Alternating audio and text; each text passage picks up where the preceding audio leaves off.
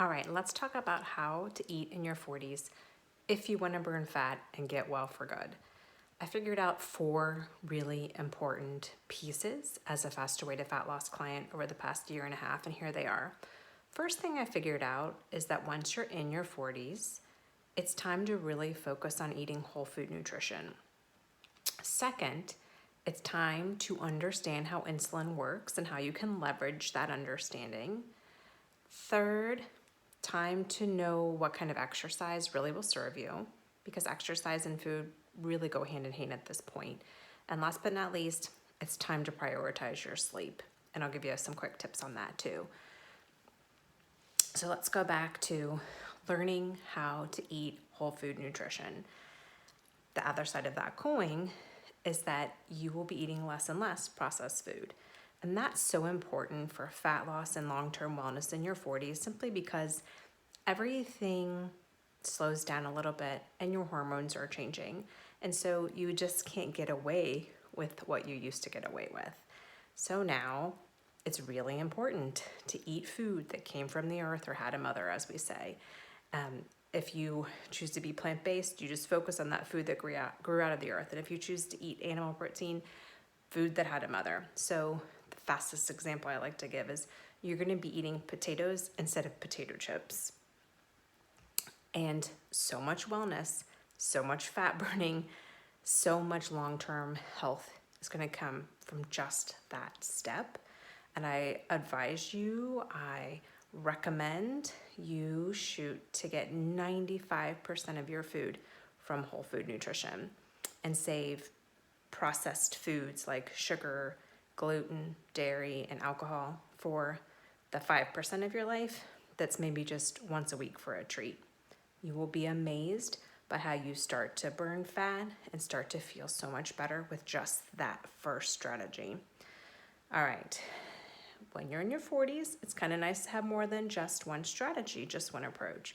So the second approach to think about is to learn more about how insulin really works in your body. And I have to ask people, what's your insulin IQ? Do you think when I say insulin, you just think, oh, I don't need to know about that because I don't have diabetes type 1 or type 2? Then we have a lot to talk about. Do you think, well, my doctor actually told me I am insulin resistant right now, but I'm not sure what to do about it or what it means. We really need to keep talking and keep listening. If you thought, I actually have heard people mention insulin, and I think it has something to do with blood sugar. Okay, we're getting there. That's what we're getting at.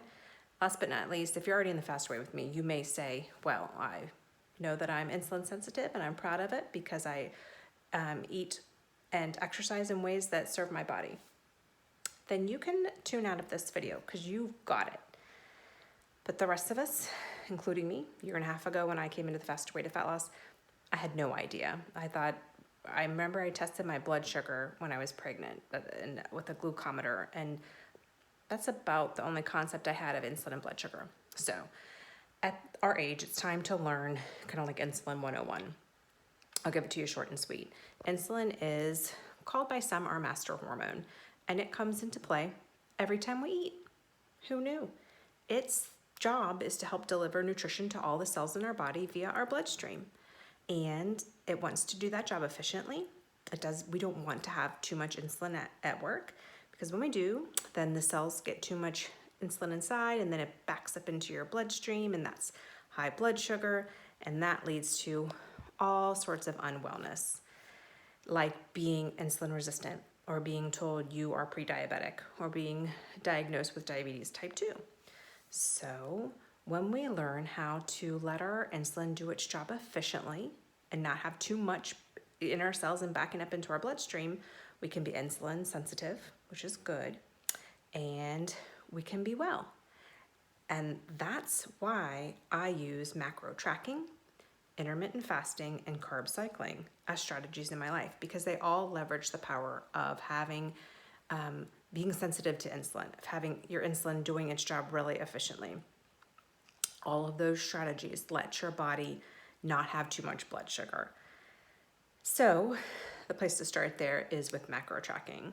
And the next blog post I'll share is going to really focus in there on how do you balance whole food nutrition, step 1, with this step 2, and we'll go into macro tracking.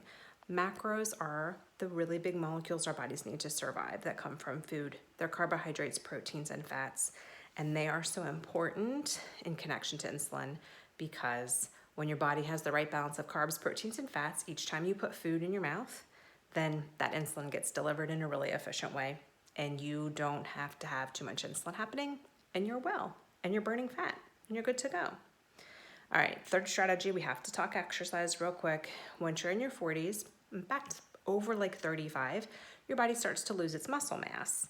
So part of eating in your 40s for fat loss and wellness is going to have to include some special exercise like weightlifting, strength training, resistance training, so you can keep your muscle mass.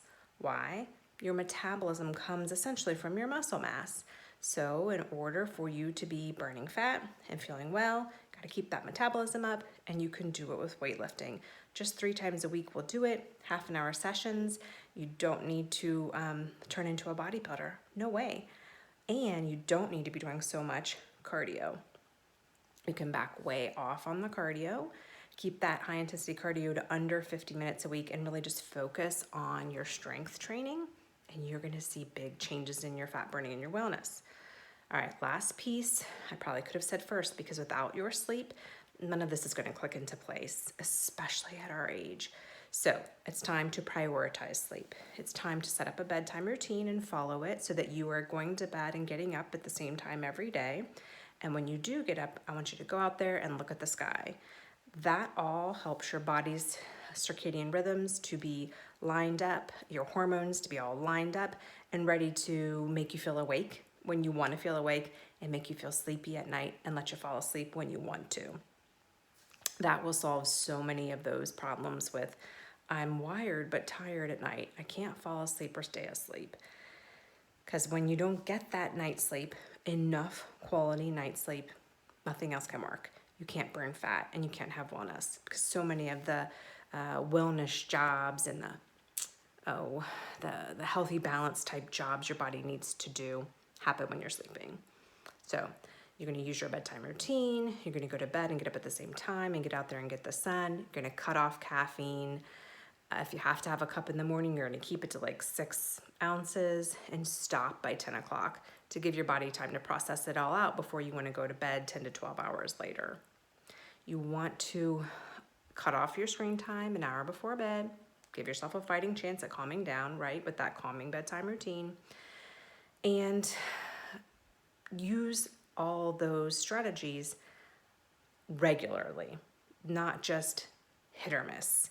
It needs to be kind of a cumulative effect to let you get enough quality sleep consistently. Those are the 4 strategies. That's it in a nutshell. And when you hear them, luckily, I think they sound rather straightforward. So my challenge to you is to pick one. Which one sounded the most doable or the most like you would be willing to learn more about? And then learn more about that piece with me so that you can start burning fat and being well in your 40s.